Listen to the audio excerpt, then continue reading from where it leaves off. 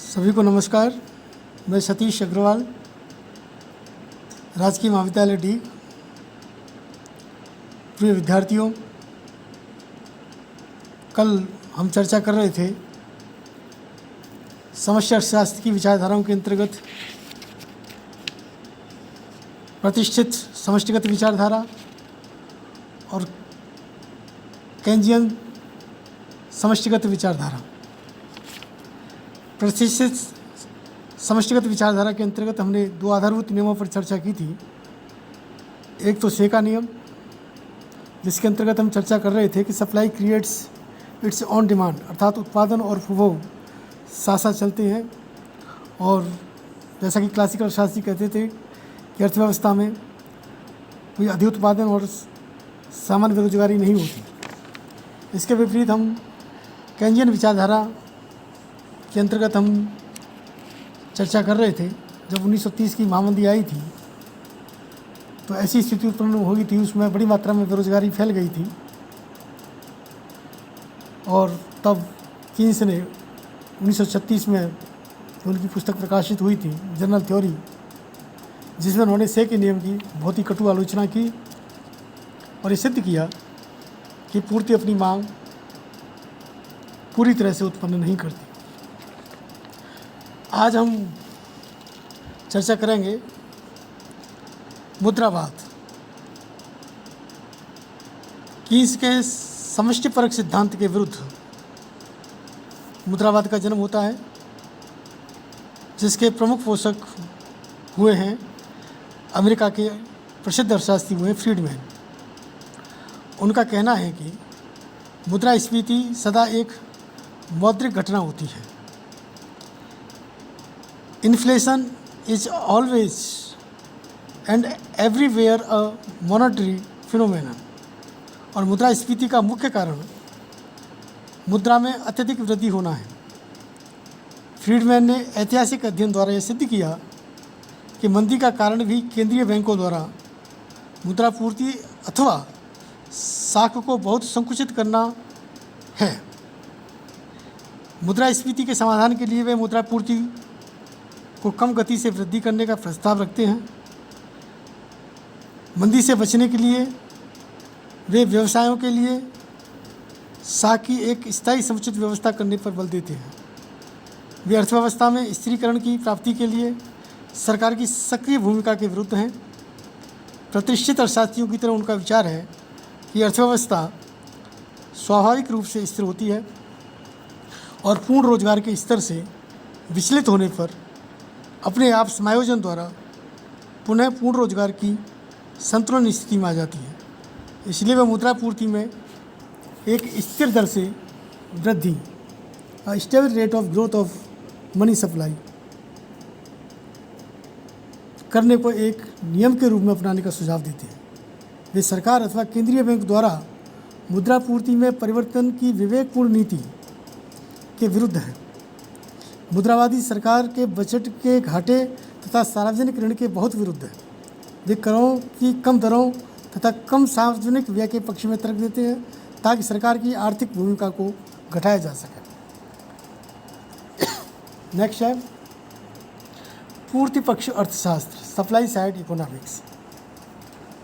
1970-80 के दशक के अंतिम वर्षों से अर्थशास्त्री यह समझने लगे कि बेरोजगारी व मुद्रास्फीति की समस्याएं मांग पक्ष में गड़बड़ होने के कारण उत्पन्न नहीं होती है, जैसा कि केंजवादी मानते थे, बल्कि पूर्ति पक्ष की समस्याओं के कारण उत्पन्न होती है। इस अवधि में एक और बड़ी मात्रा में बेरोजगारी तथा दूसरी ओर ऊंची दर की मुद्रास्फीति दोनों एक साथ पाई जाती थी, जो कि केंज के समष्टिपरक आर्थिक सिद्धांत के विरुद्ध घटना थी। ऐसी स्थिति को गतिहीन स्फीति, स्टैगफ्लेशन कहा गया। यह एक विचित्र समस्या थी। इसका समाधान केंजवादी तथा मुद्रावादी समष्टि अर्थशास्त्र द्वारा सुझाई गई नीतियों से संभव नहीं था। पूर्ति पक्ष के समर्थक उत्पादन में वृद्धि करने तथा परिणाम स्वरूप रोजगार के अवसरों को बढ़ाने के लिए अधिक कार्य करने, बचत व निवेश में वृद्धि करने के लिए प्रोत्साहन देने की आवश्यकता पर बल देते हैं। उनके मतानुसार श्रम कार्य तथा निवेश में वृद्धि से समस्त पूर्ति व उत्पादन को बढ़ाया जा सकता है, जिससे एक और रोजगार बढ़ेगा बेरोजगारी दूर होगी और दूसरी ओर मुद्रास्फीति कम होगी। वे आगे अपना विचार रखते हैं कि आयकर की ऊंची दरें अधिक कार्य, बचत तथा निवेश को हतोत्साहित करती हैं, इसलिए उनकी आर्थिक नीति में आयकर की दरों में बहुत कमी कर देने का सुझाव देते हैं ताकि अधिक कार्य, बचत तथा निवेश करने को प्रोत्साहन मिल सके, जिससे उत्पादन में पर्याप्त वृद्धि हो। उत्पादन में विस्तार से कीमतें घटेंगी तथा रोजगार में भी वृद्धि होगी, अर्थात मुद्रास्फीति तथा बेरोजगारी का एक साथ समाधान संभव होगा। इसके अतिरिक्त उनके विचार में करों की दरों को घटाने से राष्ट्रीय उत्पादन व आय में इतनी अधिक वृद्धि होगी कि कम करों की दरों पर भी सरकार को अधिक राजस्व प्राप्त होगा, जिससे सरकार का बजट घाटा कम हो जाएगा। इस संबंध में लेफर वक्र की धारणा विकसित की गई, जिसके अनुसार जब आरंभ में करों की दर बढ़ती है तो सरकार की राजस्व वृद्धि होती है और एक बिंदु के पश्चात करों की दरों में वृद्धि से राजस्व घटता जाता है। इसलिए उनके अनुसार करों की वर्तमान में ऊंची दरें कम राजस्व के लिए भी उत्तरदायी है। अतः उनके मत में करों में कमी करके ही बजट घाटे की समस्या का समाधान किया जा सकता है। अब हम चर्चा करेंगे नव प्रतिष्ठित समष्टि अर्थशास्त्र, अर्थात हम कह सकते हैं विवेकपूर्ण आशंसाओं का सिद्धांत, न्यू क्लासिकल मैक्रो इकोनॉमिक्स। ये नव प्रतिष्ठित समष्टि अर्थशास्त्र जो केंद्रवादी समष्टि अर्थशास्त्र के विरुद्ध नीति संबंधी सुझाव देता है। इस विचारधारा के पोषक ये मानते हैं कि उपभोक्ता तथा उत्पादक विवेकपूर्ण व्यवहार करते हैं और अपने अधिकतम हित व कल्याण को बढ़ावा देने के लिए अपनी विवेकपूर्ण आशंसाओं पर कार्य करते हुए अपने आर्थिक व्यवहार में शीघ्रता से समायोजन कर लेते हैं। परिणामस्वरूप नव प्रतिष्ठित समष्टि अर्थशास्त्र के अनुसार अनैच्छिक बेरोजगारी नहीं हो सकती। इस सिद्धांत के समर्थक ये समझते हैं कि उत्पादक तथा उपभोक्ता आवश्यक सूचनाएं एकत्रित करते हैं और उन पर आधारित विवेकपूर्ण आशंसाओं के अनुसार अपना आर्थिक व्यवहार सुनिश्चित करते हैं। इस विवेकपूर्ण आशंसाओं के सिद्धांत के आधार पर व्यक्ति विभिन्न आर्थिक घटनाओं तथा सरकारी नीतियों के सही परिणाम निकालता है व संबंध स्थापित करता है तथा उनके आधार पर आशंसाएं निश्चित करने में वे कभी गलती नहीं करते। उदाहरण के लिए जब सरकार घाटे का बजट बनाती है तो उपभोक्ता, श्रमिक व उत्पादक ये आशंसाएं करते हैं कि इससे ब्याज दरें बढ़ेंगी, अतः इससे पहले कि ब्याज दरें बढ़ें वे ऋण लेंगे ताकि बाद में ऊंची ब्याज की दरों से बचा जा सके। लेकिन दुर्भाग्य से उनके इस व्यवहार से ब्याज की दरें तुरंत ही बढ़ जाती हैं, न कि भविष्य में। कीन्स के सिद्धांत के अनुसार सरकारी बजट के घाटे के कारण सरकार के व्यय में वृद्धि होती है, जिससे समस्त मांग बढ़ती है जो आय तथा रोजगार में वृद्धि करती है। विवेकपूर्ण आशंसा की विचारधारा के अनुसार बजट घाटे से ब्याज दर बढ़ जाएगी जो निजी निवेश को घटा देगी। अतः इस सिद्धांत के अनुसार सरकारी व्यय में वृद्धि से समस्त मांग में बढ़ोतरी, निजी निवेश में कमी द्वारा कैंसिल हो जाती है। परिणाम स्वरूप बजट घाटे से राष्ट्रीय उत्पादन, आय तथा रोजगार की मात्राएं अप्रभावित रहती है।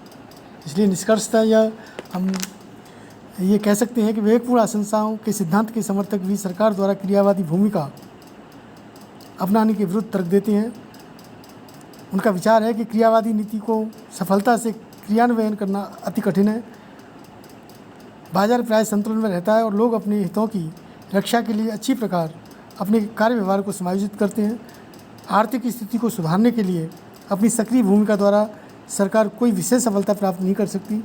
सरकार की तुलना में व्यक्ति स्वयं अपने हितों की रक्षा के लिए बेहतर स्थिति में होते हैं।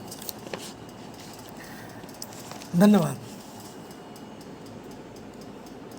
कल हम चर्चा करेंगे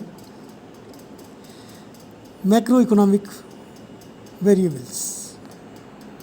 थैंक यू।